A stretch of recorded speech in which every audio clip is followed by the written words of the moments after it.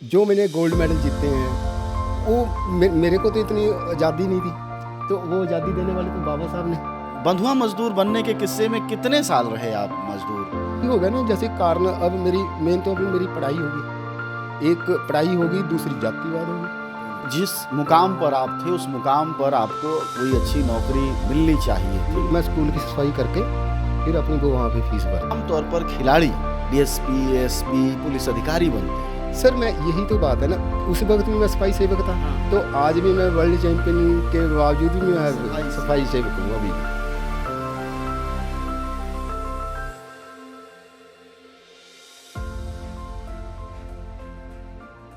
तो कुकुराम जी, आपका जो संघर्ष है, एक वाल्मीकि समाज से, दूसरा सीरी मजदूर मतलब बंधुआ मजदूर जी, बचपन में बिक गए आप, पता नहीं कितने पैसे में बिके हो, तो आप अपनी कहानी बताएंगे।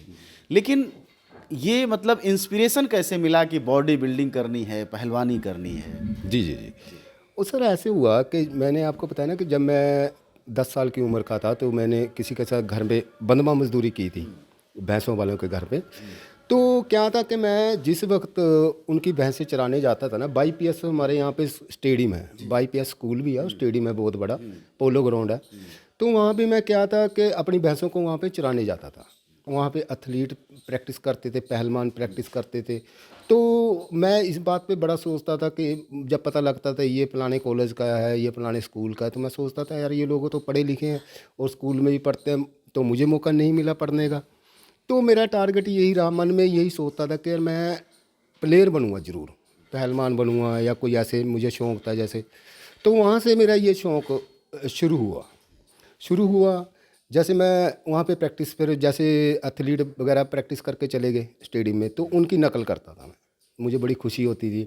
जो मेरे साथ के लड़के वहाँ पे और भी थे 3-4 जो भैंसें चराने जाते थे, तो उनको सबको मैं हरा देता था दौड़ में। तो ऐसे ऐसे मेरी स्पीड बनती गई, दौड़ता गया, जैसे पौड़ियों पे प्रैक्टिस करनी, डंड मारने, ये सब मैं करता रहा वहाँ पे। जिस घर में मैं काम करता था तो वहाँ पे ऐसे था कि 10-12 भैंसों का गोबर होता था, जो मुझे उठा के उनकी छत पे लेके जाना पड़ता था। छत बहुत दूर पड़ती थी मेरे को। तो मेरे मन में ये आता था कि मैं यहाँ से अगर ये तसला उठा के डायरेक्ट यहाँ पे पहुँचा दूँ छत पे, तो मेरा टाइम बचेगा। तो ऐसे ही करते करते तो मैंने एक दिन ट्राई की, तो तसला मैंने पहुंचा दिया। जो मेरा काम कम से कम 1.5-2 घंटा मुझे टाइम लगता था, तो वो घंटा 10-20 मिनट में मुकने लगा। तो मुझे आदत पड़ गई अब। तो अनजाने अनजाने में वो मेरी प्रैक्टिस बॉडी बिल्डिंग की चल रही थी वहाँ पे। तो जिस वक्त मैं ये अपनी बंधवा मजदूरी से आज़ाद हुआ, मैं 16 साल का हो गया हूँगा। तो 16 साल के बाद जिस वक्त मैं घर पे आया, 8-10 साल के 6-7 साल के बाद, जो मेरे साथ के लड़के थे वो लगभग सारे बड़े हो चुके थे। तो हमारे यहाँ पे कुआँ था हमारे बिल्कुल घर के सामने। तो कुएं पे मैंने पानी भर के जैसे बाहर नहाना, तो नहाते हुए वो लोग मुझे देखते थे, वो कहते थे यार तू तो बहुत तगड़ा हो गया कुक्कू, तो वहाँ पे अखाड़े में जाया कर। हमारे रुस्तमे हिंद जी थे यहाँ पे, केसर पहलवान, उनका अखाड़ा होता था। तो मैंने कहा चलो ठीक है, उनके साथ मैं अखाड़े में गया। मैंने कहा कुश्ती वगैरह करनी होगी, चलो ठीक है। कुश्ती वहाँ पे की थोड़े दिन, मेरे ख्याल 6 महीने के बाद में मुझे एक उस्ताद जी मिले हमारे यहाँ पे।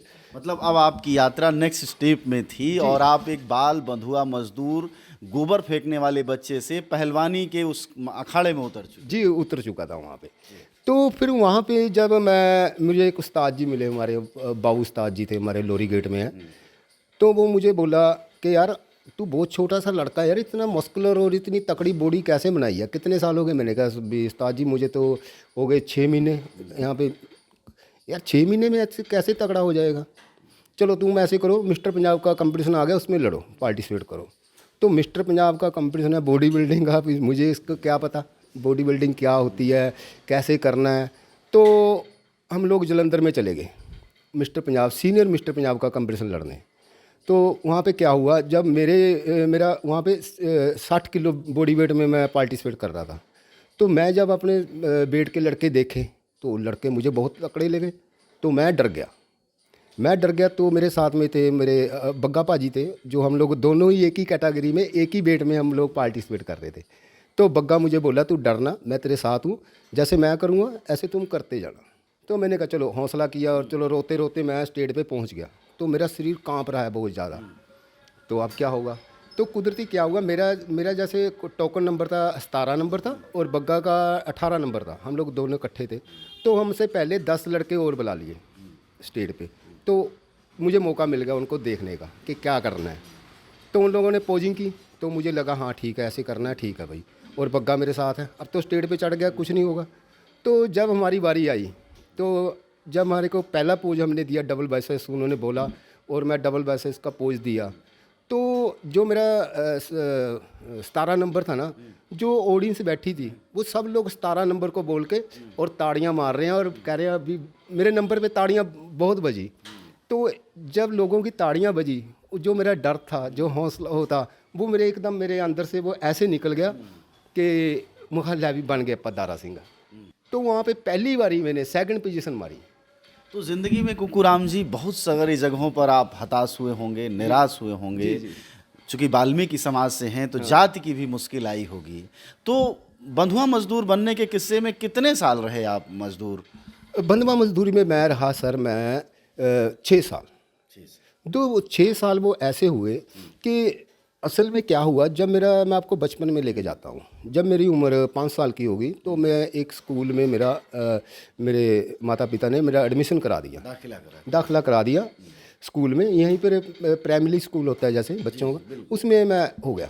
तो मैंने पहली कक्षा पास की, तो मैंने पहली क्लास पास करके तो मैं दूसरी क्लास में अब पहुँचता हूँ। तो मेरा अभी पढ़ाई का 1 या 2 हफ्ते हुए होंगे कम से कम। तो ऐसे ही क्या हुआ कि मेरे घर पे शाम को एक रिश्तेदार आके हमारे बैठे हैं और बातचीत उनकी चल रही है। तो वो बोल रहे हैं कि उनके 3 बच्चे थे और वो लोग काम करते हैं, पीछे कोई बच्चों को संभालने वाला कोई नहीं है।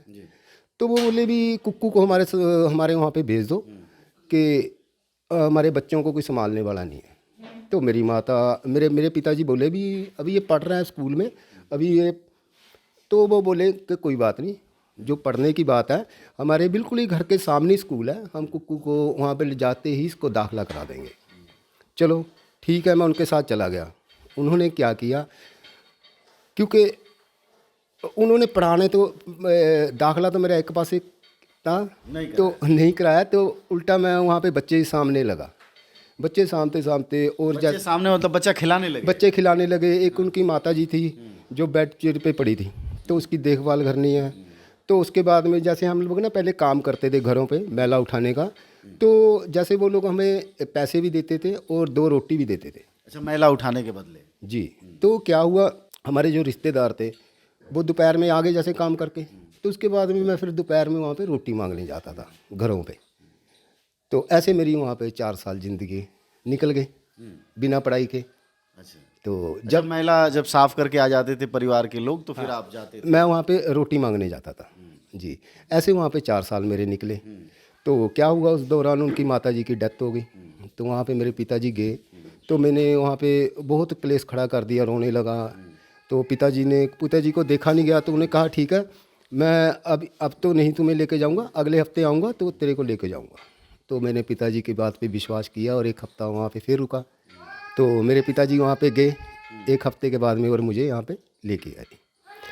तो यहाँ पे जब मैं यहाँ पे आ जाता हूँ तो यहाँ पे क्या हुआ कि हमारे ना यहाँ पे जिनके बंधुआ मजदूरी में मैंने काम करता था, हम उनके पहले भी काम करते थे। तो मेरे ताया जी के बच्चे थे, वो स्कूल में पढ़ते थे। तो उन्होंने स्कूल में बात की भी ऐसे ऐसे हमारा लड़का है, इतने साल का हो गया, भी उसको स्कूल में दाखिला कराना है। तो उन्होंने टेस्ट लिया स्कूल वालों ने, कहते बच्चे को तो कुछ आते ही नहीं इसको, अब दूसरी क्लास से हटाया है, अभी ये 5वीं 6वीं क्लास का बच्चा है, इसको दूसरी क्लास में कैसे रखें। चलो उन्होंने एडजस्टमेंट किया और मुझे वहाँ पे स्कूल में दाखिला हो गया। तो स्कूल के साथ मुझे जो हमारा वो काम था ना गोबर का, तो उस वक्त हम लोग सफाई करते थे, तो मुझे वहाँ पे सफाई करके स्कूल में जाना पड़ता था। किस चीज़ की सफाई? पहले स्कूल की गंदगी सफाई? नहीं सर, पहले मैं भैंसों वाले के घर पे काम करना, उनका गोबर वगैरह उठा के फर्श साफ करके पूरी सफाई करके फिर मैं स्कूल में जाता था। तो स्कूल में पहली बारी मेरी 6 रुपया मेरी फ़ीस थी। तो पहली बारी भर दी मेरी फ़ीस जब मेरा दाखिला हुआ। तो 1 महीने के बाद मेरी फ़ीस नहीं भरी किसी ने।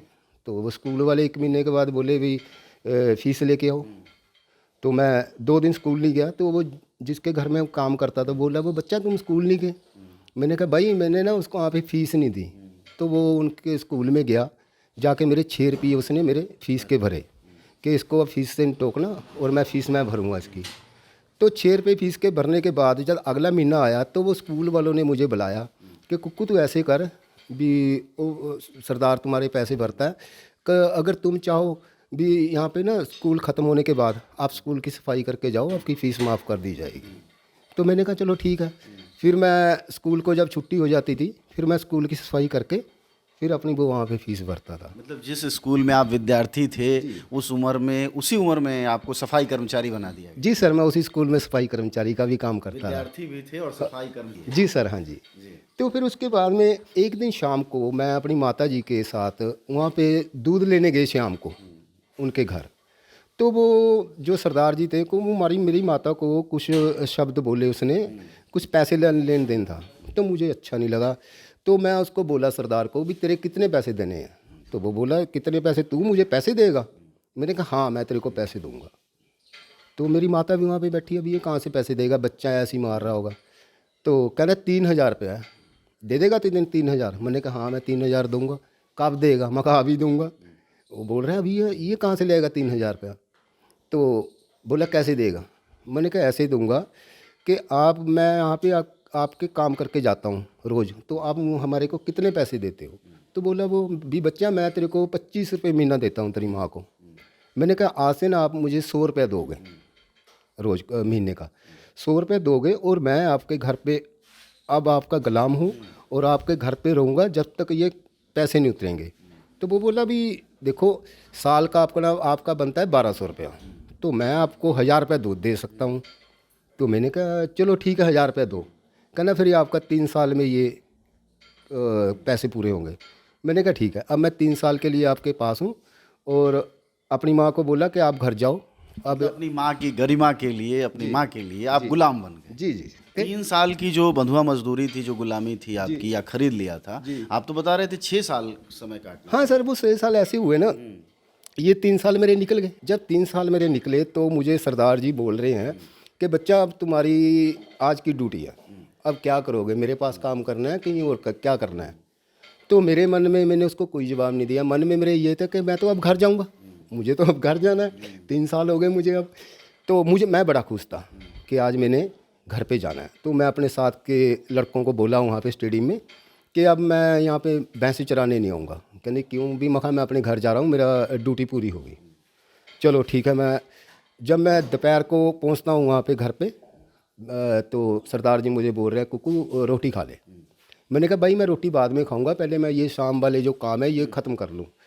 तो मुझे तो काम छेती हो रही है, काम ख़त्म करने की भूख है ही नहीं, भूख तो मुझे घर जाने की है। तो मैं सोच रहा है यार आज भाई चुप चुप क्यों बोल रहा है, अभी ये चुप क्यों है, उदास सा लग रहा है मुझे ये। तो मैंने कहा मैंने तो आज चले जाना है। चलो रोटी पानी खा के तो वो मुझे बोल रहा है चाय बनाई, हम लोग चाय पी रहे हैं कि बच्चा अभी तेरा टाइम नहीं अभी हुआ, अब आप 1 साल के लिए और यहाँ पे हो। मैंने कहा क्यों, मेरा तो आज टाइम ख़त्म हो गया। कहते नहीं वो तुम्हारी माता जी आए थे और वो दोपहर 1,000 रुपया ले गए। तो मुझे बड़ा एकदम लगा भी अब 1 साल कैसे निकालूं। चलो 1 साल मैंने ऐसे निकाल दिया। फिर तो अगला साल आया, रिपीट वैसी ये बात फिर दोबारा होगी मेरे साथ। तो जब दोबारा मेरे साथ ये बात होगी दूसरी बारी फिर वही सेम टू सेम कि तुम्हारी माँ फिर पैसे लेगी। तो मुझे बड़ा दुख हुआ उस वक्त। दुख ये नहीं हुआ कि माता पैसे लेगी, मुझे ये हुआ क्योंकि मुझे लोग बोलते थे कि तू बचने की भैंसें कितने पैसे में काम करता है। मैंने कहा 100 रुपये महीना। तो मुझे कुछ लोग थे जो मुझे 250-300 रुपये देने के लिए तैयार थे। तो मेरा मन ये था कि मैं यहाँ पे नौकरी छोड़ के जहाँ पे मुझे 300 रुपये मिलेगा मैं वहाँ पे काम करके अपनी माता को ज़्यादा पैसे दूंगा।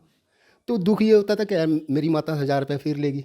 यहाँ और आपसे बातचीत नहीं होता था, संपर्क नहीं हो नहीं पाता था। वो मैं शाम को वो कभी आते थे वे चले जाते थे। सर जैसे सन 2000 शुरू होता है तो उसमें मैंने एक लास्ट कंपटीशन खेला जहाँ से मैंने गेम छोड़ दी थी। सन 2011 में यहाँ पे गबरू मिस्टर पंजाब का कंपटीशन हुआ जिसमें पीआईपी के लड़कों ने पार्टिसिपेट किया। तो मैं वहाँ पे 3रे नंबर पे आया। तो मुझे बड़ा दुख हुआ कि अब पंजाब में भी मैं 3रे नंबर पे हूँ। तो वहाँ से मैंने फिर गेम को अलविदा कह दिया कि अब मेरे बस का काम नहीं है, मैं अभी इस गेम से बाहर हूँ। तो उसके बाद में जैसे 2-4 साल निकलते हैं तो बहुत सारे लोग थे जो मेरे साथ के लड़के थे, जो लोग मेरे सामने खड़ने की हिम्मत भी नहीं करते थे, वो लोग मुझे कमेंट करते थे। जिनको मैंने बनाया वो लोग मुझे कमेंट करते थे कि कुक्कू राम तो अब ख़त्म हो चुका है, इसका वजूद ख़त्म है, अब ये कहाँ का बॉडी बिल्डर है। कई लोग तो ऐसे थे कि आके मुझे बोलते थे दिखा तेरे डोले अब कितने का। तो मुझे बड़ा दुख होता था उस वक्त कि मैं सोचता था कि आप उस वक्त मेरे से बात करते, अब आप इस वक्त बात कर रहे हो कि जब बंदा ख़त्म हो चुका है। तो वो दिल में बात लगी। तो फिर मैंने सोचा कि अब दोबारा इस फील्ड में फिर आना है, फिर मैं कभी इनको जवाब दूंगा। जो मेरा सपना इंटरनेशनल का था ख़त्म हो गया था, वो अभी फिर मैं उसको कभी उस सपने को लेके फिर मैं 2010 में मैंने शुरू किया। तो वहाँ पे भी मेरे साथ बहुत ये हुआ कि मेरे साथ कुछ लड़के जुड़े छोटे छोटे, जैसे ये अभी मेरे साथ एक सुबह में लड़का, उसकी उम्र, उसके फादर साहब की डेथ हो चुकी थी और वो थोड़ा सा पढ़ाई छोड़ के आवारागर्दी में थोड़ा सा पढ़ने शुरू हुआ था। तो वो बच्चा मेरे पास आ गया, छोटा होता हुआ, और मेरे कुछ घर के बच्चे थे। तो फिर मेरे साथ मेरे ख्याल 10-12 बच्चे मुझे मिल गए। तो मैंने घर पे ही सीमेंट का बेड बना के उनके साथ तैयारी करनी शुरू की। ये मेरा बेट है सर, सीमेंट का बेट। ये डंबल 2010 में मैंने तैयार किए थे, इसमें तारीख भी लिखी हुई है। ये हाथ से ही करते हैं सर, ये हाथ पे ये प्लेटें ये सब मैंने आप खुद बनाई थी। तो जब बेट मेरा बन गया, लड़के प्रैक्टिस करनी शुरू कर दी, तो फिर मैंने घर पे ही कंपटीशन कराने शुरू किए इन लोगों के, क्योंकि बाहर कराने के लिए मेरे पास पैसे नहीं थे। तो कुछ कंपटीशन मैंने यहाँ पे कराए। बाबा साहब अम्बेडकर के जन्मदिन पे मैंने एक कंपटीशन कराना शुरू कर दिया 2012 से। तो कुछ 2018 आ गया, 2018 आ गया। जो छोटे छोटे बच्चे थे अब ये बड़े हो चुके हैं। तो उस वक्त क्या हुआ, कुक्कू राम अपने आप को भूल चुका और अपने सपने उन बच्चों में देख लिए कि मैं वहाँ पे शायद नहीं पहुँच सका, मेरी उम्र होगी, मैं इन बच्चों को वहाँ पे पहुँचाऊँगा। तो सन 2018 में जब हम मिस्टर पंजाब का कंपटीशन करा रहे हैं बाहर, तो वहाँ पे मेरे जिम के जो लड़के थे जिन्होंने मेरे 10 साल मैंने प्रैक्टिस कराई, जिनको 8 साल, तो वो बड़े हो चुके थे, उन्होंने अच्छी पोजीशनें ली। कोई फर्स्ट आ गया, सेकंड आ गया। हमारे जिम ने कम से कम 6 मेडल हमने जीत लिए। तो मुझे बड़ी खुशी हुई। तो अब लड़के बैठे हैं सब भी, आगे क्या करना है। तो मेरे मन में आ रही है, मैं उनको कह रहा हूँ कि अब शायद मुझे लगता है कुछ लड़के मुझे छोड़ के जाएंगे। तो सर वैसे ही हुआ, वो लड़के मुझे छोड़ के चले गए, बहुत सारे। उनमें से एक लड़का सिर्फ रुका, उनमें से सिर्फ कल्ला शुभम, और बाकी सब लड़के मुझे छोड़ के चले गए। बड़ा दुख हुआ क्योंकि वो सपने भी टूट गए। 8 साल में मैंने अपने आप को भूल के अपने सपने उन लड़कों में देख लिए, उन बच्चों में। तो वो बच्चे मुझे लास्ट टाइम में धोखा दे गए, क्योंकि उनको अच्छे जिम चाहिए थे। वो पत्थर के साथ थोड़ी मत्था मारेंगे और धुएँ में। जब वो चले जाते हैं तो मेरे घर के ने उस वक्त मुझे हिम्मत दी कि कुक्कू राम आप उदास ना हो, अब आप अपने लिए प्रैक्टिस करो। अब 2018 ख़त्म हो रहा है, 19 शुरू हो रहा है, तो मेरी उम्र भी 50 साल हो रही है अभी। तो कहने भैया अब आप अपने लिए शुरू करो। तो मैंने कहा ठीक है, अब मैं अपने सपने पूरे करूँगा। तो मैं अपने घरदिਆਂ ने बोलिया भी ਇਹਦੇ ਵਿੱਚ बॉडी बिल्डिंग ਦੇ ਵਿੱਚ बहुत सारे महंगी गेम है, अब इसमें बहुत पैसा चाहिए। तो वो बोली भी देखिए आप अपनी हिम्मत करें और पैसों का इंतज़ाम मैं करूँगी। वो सिलाई का काम करते हैं। तो उन्होंने मेरी डाइट का इंतज़ाम किया और मैंने प्रैक्टिस का इंतज़ाम किया। तो सन 2020 शुरू होते ही मैंने पहला पार्टिसिपेट किया अभी मिस्टर पटियाला में। तो वहाँ पे मैंने मिस्टर पटियाला, फिर दोबारा से मिस्टर पटियाला, फिर मिस्टर पंजाब में मेडल लिया। फिर मैंने नॉर्थ इंडिया में 2 गोल्ड मेडल लिए। ऑल इंडिया में फिर मैंने ब्रॉन्ज मेडल जीता। फिर मैं एशिया में गया, एशिया में मेरा इंटरनेशनल सपना पूरा हुआ, वहाँ पे भी मेरा ब्रॉन्ज मेडल था। तो ऐसे ही मेरी यूनिवर्स के लिए सिलेक्शन होगी, यूनिवर्स के लिए सिलेक्शन होगी। अब उसमें 15,000 रुपया फ़ीस है। तो 15,000 तो मेरे लिए बहुत ज़्यादा है। अभी जाना भी है, 15-30 हज़ार मेरे लिए बहुत ज़्यादा था। चलो डाइट का इंतज़ाम मैंने किया। तो फिर सर मेरे एक ऑफिसर ने साढ़े जज साहब, सेखू साहब और जसप्रीत सर, तो मैं उनको बताया भी सर मुझे 30,000 रुपये की ज़रूरत है। तो उन लोगों ने मुझे पैसे दिए कि आप पैसे लो और कंपटीशन खेल के आओ। तो मैं मिस्टर यूनिवर्स में मास्टर कैटेगरी में उस वक्त मैंने 5वां नंबर हासिल किया। चलो एक सपना पूरा हुआ। फिर आगे मैंने सोचा कि अब मिस्टर वर्ल्ड के लिए तैयारी करनी है।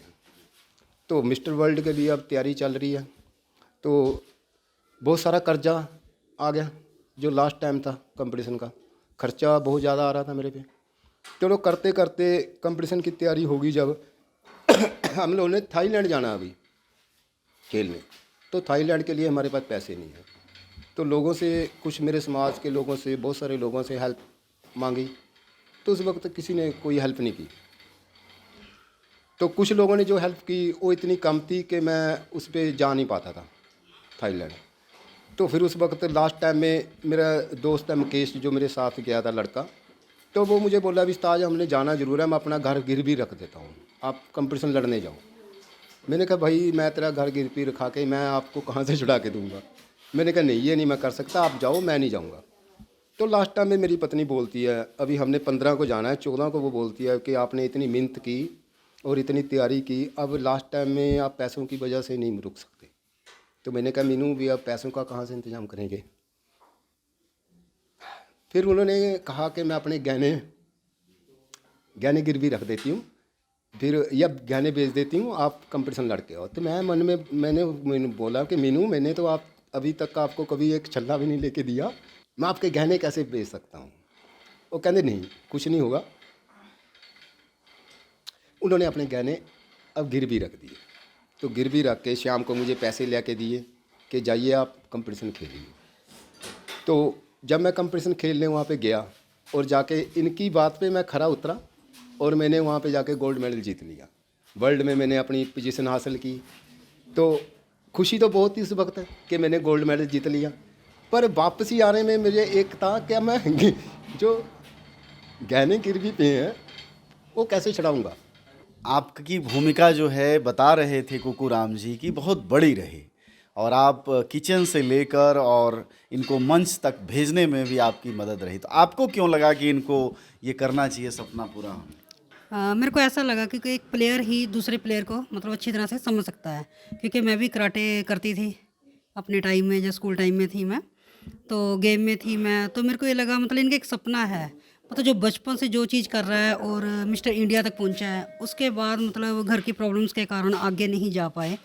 तो एक होता है कि बंदे ने कि मेरे पास एक यही तो टारगेट है, जॉब नहीं है, बच्चे नहीं हैं, कुछ नहीं है, एक टारगेट है मेरा कि ये मेरी गेम है, मैंने इसमें सक्सेस होना है। तो मतलब जब बातचीत करते थे, इनकी बातों से पता चला, मतलब इनकी मतलब बॉडी लैंग्वेज से भी जो इनकी है, तो फिर मेरे को लगा नहीं, इन्हें करना चाहिए। फिर मैंने इनका साथ दिया भी, ये वहाँ तक जाएं जहाँ तक इनका सपना है, ये अपने सपने पूरे करें।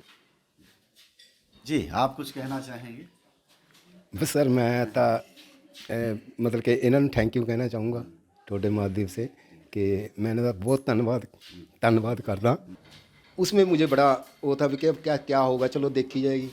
अभी यहाँ पे आया हूँ मैं जीत के, लोगों ने बहुत खुशी की और बहुत मेरा स्वागत किया मेरे समाज के लोगों ने, और जो मेरे सपोर्टर थे उन्होंने मेरा बहुत मान सम्मान किया। यहाँ पे आए तो सब लोगों ने, कुछ मीडिया वालों ने बहुत, मुझे मीडिया का मैं बहुत शुक्रिया अदा करता हूँ कि मुझ जैसे खिलाड़ी को उन्होंने निखार के ऊपर लेके आए, मीडिया लेके आई ना मुझे ऊपर।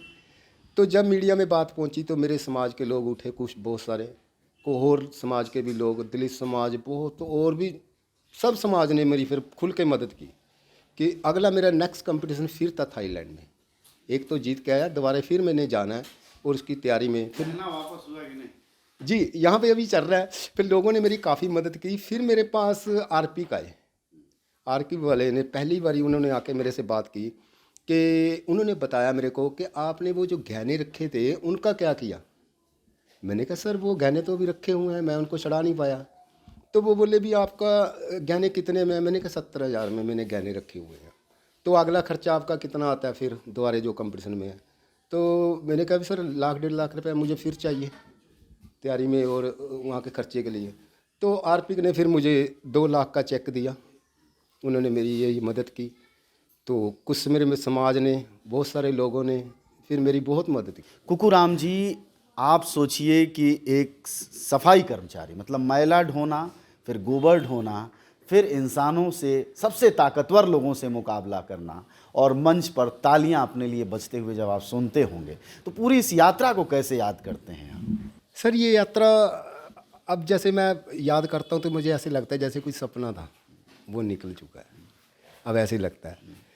दूसरा कि जैसे जिस समाज से आप आते हैं उस समाज में बहुत बड़ी चुनौती है कि आप इस तरह से आगे बढ़े। आप बता रहे थे पढ़ भी नहीं पाए, तो पढ़ाई न करने की वजह से भी बहुत सारा जीवन में नुकसान झेलना पड़ा होगा। जी जी, मेन जो मेरा जो नुकसान हुआ वो सिर्फ पढ़ाई ही की वजह से ही हुआ, क्योंकि हम लोग जब टीम में थे, पंजाब की टीम में मैं था, मनजीत सिंह है जो अभी 3 स्टार लगे हुए हैं उनके, इंस्पेक्टर है, और गुरमेल सिंह है वो भी इंस्पेक्टर है, और बिहारी लाल जी हैं वो वहाँ पे सीनियर कोच हैं PIP के। तो बड़े बड़े ओहदों पे हैं मेरे साथ के जितने भी हमारी टीम के लड़के थे। खली जी थे हमारे साथ में, तो खली जी तो खुद DSP थे। तो हम लोग इकट्ठे ही आए हैं, और वो लोग आगे निकल गए और कुकुराम पीछे रह गया। तो आम तौर पर खिलाड़ी DSP ASP पुलिस अधिकारी बनते हैं या कहीं किसी और पद पर जाते हैं, आपको क्यों नहीं पद मिला? ये हो गया ना, जैसे कारण अब मेरी मेन तो अभी मेरी पढ़ाई होगी, एक पढ़ाई होगी, दूसरी जातिवाद होगी, दोनों चीज़ों की मार पड़ गई ना मुझे तो। जिसकी बात बार बार अम्बेडकर कहते हैं, शिक्षा और जात। अगर मुकाबला करना है तो शिक्षा चाहिए। जी सर, मुकाबला करना है तो शिक्षा तो बहुत ज़रूरी चाहिए, और वो आप वहाँ पे मैं फेल हो गया। हाँ, लेकिन जिस मुकाम पर आप थे उस मुकाम पर आपको कोई अच्छी नौकरी मिलनी चाहिए थी। आप पढ़े लिखे नहीं थे, बावजूद उसके कोई ना कोई और भी जगह होती, तौर तरीके होते, कुछ नहीं तो किसी खेल में ही, पहलवानी सिखाने में ही पदों पर रखे जाते होंगे, सरकारी पदों पर। इसमें जाति का क्या अंश था, क्योंकि आप समाज के सबसे निचले पायदान की जाति हैं जो कि सफाई कर्मचारी हो? जी जी जी सर, यही तो प्रॉब्लम आ गई ना। जिस वक्त मैं आपको बताया, जब बंदमा मजदूरी करके ख़त्म हुई मेरी, उसके बाद में मैंने कॉरपोरेशन कमेटी में मैंने काम किया, कचरा उठाने का, नालियाँ साफ़ करने का, और ये फिर मैं ये काम करता था उस वक्त। तो यहाँ पर भी 1995 में एक मुझे मंत्री मिले, तो मंत्री ने, यहाँ पे कंपटीशन था हरकुलिस का, वो किताब मैंने अपने नाम किया। तो मंत्री ने बताया, बोले कि आप कुकुराम को 5,000 रुपया और एक PWD में नौकरी दी जा रही है। तो मंत्री जी कह के तो चले गए, अभी तक वो ना नौकरी मिली ना वो 5,000 रुपया मिला। कब की बात है ये? 1995 की बात है।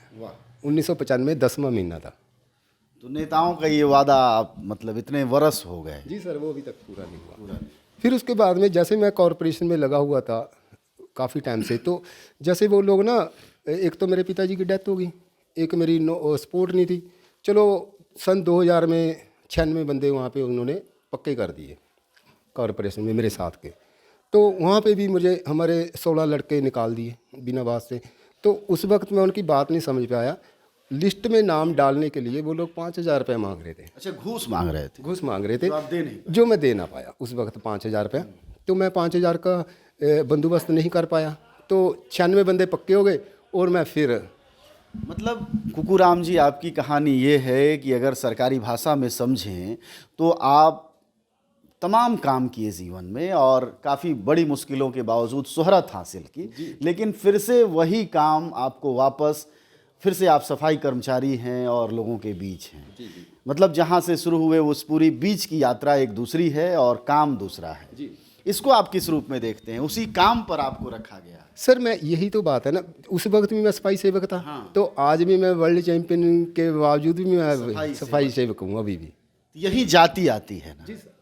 अगर देखो, अगर मैं कोई और जाति का होता तो मेरे लिए सरकार भी सोचती, और लोग भी सोचते। चलो फिर भी मुझे सरकार से कोई मुझे गुस्सा गिला नहीं है, पर अभी भी सरकार पे उम्मीद है कि शायद भगवंत मान की सरकार है, शायद गरीब का कहीं सुन लें, उन पे अभी भी मेरी उम्मीद है। अब आप बच्चों को क्या सिखाते हैं, अपने समाज के बच्चों को? और ये सर, अब समाज के बच्चों के लिए मैंने, जैसे अब बच्चे, मेरे पास बहुत सारे बच्चे आ रहे थे, तो मेरे पास जिम वगैरह का कोई बंदोबस्त नहीं था, पत्थर का वेट था मेरे पास, आपको दिखाया भी।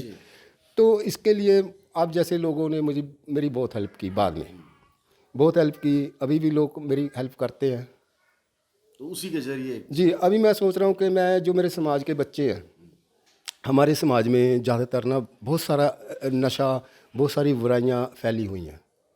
तो मैं सोचता हूँ कि जो भी जैसे लोग नशा करते हैं, बहुत सारे नशा मुक्ति केंद्र सरकार ने भी खोले हुए हैं, हम लोग भी कोशिश करते हैं कि लोगों का नशा छुड़ाएं। पर जैसे एक आदमी नशे में डूब चुका है, अब उसके पीछे मेरा खुद का सोचना है कि उसके पीछे दौड़ने की बजाय जो नई जनरेशन है, नए बच्चे हैं, हम लोग उनका रास्ता बदल दो। जैसे अब लोग नशे की लाइन में जा रहे हैं सब लोग, तो हमने क्या किया, उन लोगों का रास्ता बदलने की कोशिश कर रहे हैं बच्चों की, कि जो कर रहे हैं उनको करने दो, अब नए बच्चे ना कर पाएँ, उनके लिए ये सेंटर खोला है। तो मेरी कोशिश है कि आगे समाज में एक कुक्कूराम नहीं, हज़ारा कुक्कूराम होके मेडल आएँ। कि आप खुद तो जीव नहीं पढ़ पाए अपनी ज़िंदगी की मुश्किलों से, लेकिन तस्वीरें अंबेडकर साहब की, कांसी राम की, ज्योतिबा फुले की, भारत का संविधान, यह सब कुछ है। यह क्या मतलब क्यों किया ये सब, क्या संदेश देना? सर ये संदेश ये है कि बाबा साहब जो आज मैं देखो, एक अनपढ़ होने के बावजूद और एक बंधवा मजदूर होने के बावजूद भी मैं आज एक वर्ल्ड चैंपियन के रूप में जाना जाता हूँ। तो जो मैंने गोल्ड मेडल जीते हैं वो मेरे को तो इतनी आज़ादी नहीं थी, तो वो आज़ादी देने वाले तो बाबा साहब ने, बाबा साहब अम्बेडकर साहब, ज्योतिबाई फुले, ये सब लोग तो मेरे देश का जो संविधान है उसने मुझे ये ताकत दी थी ना वहाँ पे बाहर जाने की। नहीं एक गुलाम आदमी को और अनपढ़ आदमी को तो कोई हक ही नहीं है। ये हक मेरे बाबा साहब ने मुझे दिए और मैंने इनके हकों का इस्तेमाल करके मैंने ये गोल्ड मेडल अपने भारत के लिए हासिल किया सर। तो आगे इसका मैसेज ये है कि आप समाज, किसी भी समाज में हो, सबसे पहले आपको पढ़ना पड़ेगा। अगर आपके पास पढ़ाई है तो दुनिया की आपके पास हर एक चीज़ है। अगर आपके पास एक चीज़ पढ़ाई नहीं है तो आपके पास दुनिया की हर चीज़ है, तो वो अधूरी है। तो मेरा यही उपदेश है कि पढ़ो लिखो और आगे बढ़ो।